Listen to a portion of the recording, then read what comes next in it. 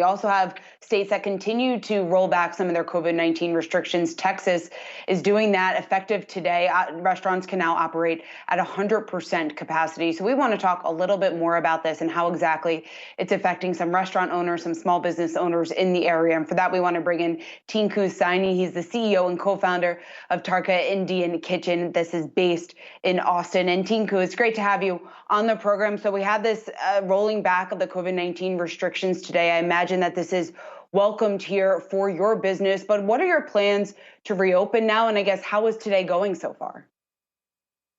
It's going well so far. You know, we made the decision to continue requiring masks, and we are going to remain at 50% capacity. We're taking a sort of a careful, measured approach.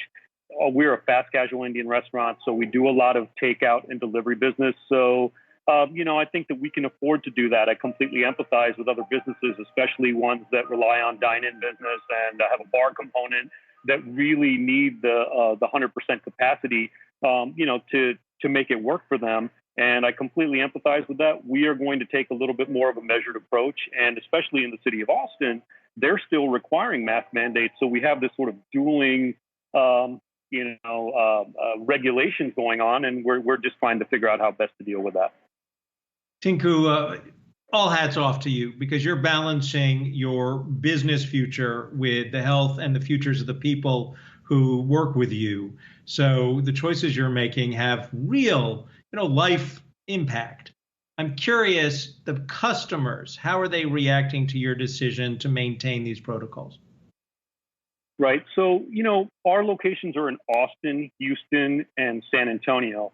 Austin, Houston, big cities, San Antonio as well. So, most of the people in the locations that we're in are very, very supportive of continuing to be as careful as possible.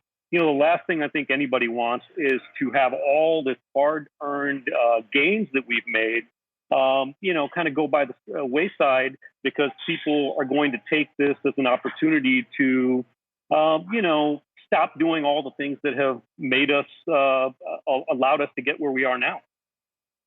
Tinku, when you take a look at the past 12 months and the impact specifically that it's had not only on your business, but the restaurant industry at large, how did you navigate that?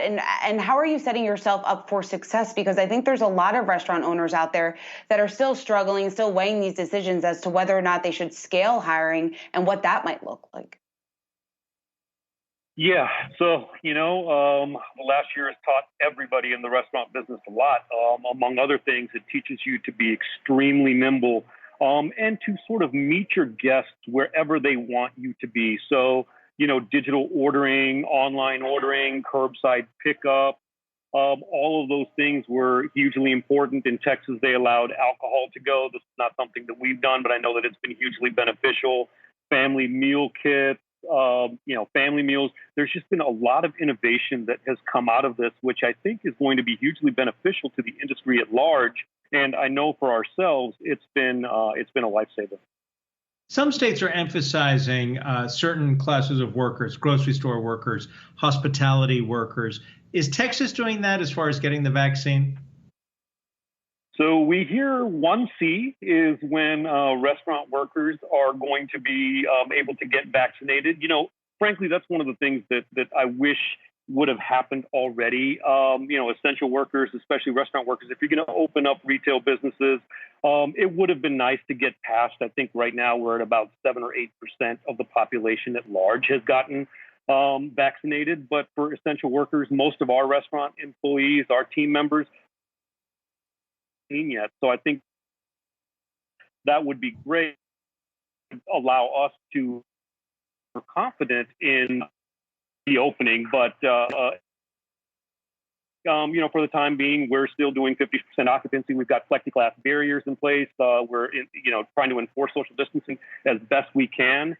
I think it would be great. And we're hoping that very soon, we're hearing in the next maybe month, 6 weeks, maybe some of our employees will start getting access. Some of them have already, based on whether they have any specific health conditions, but the majority of our workers and ourselves, we have not gotten access to the vaccine as of yet.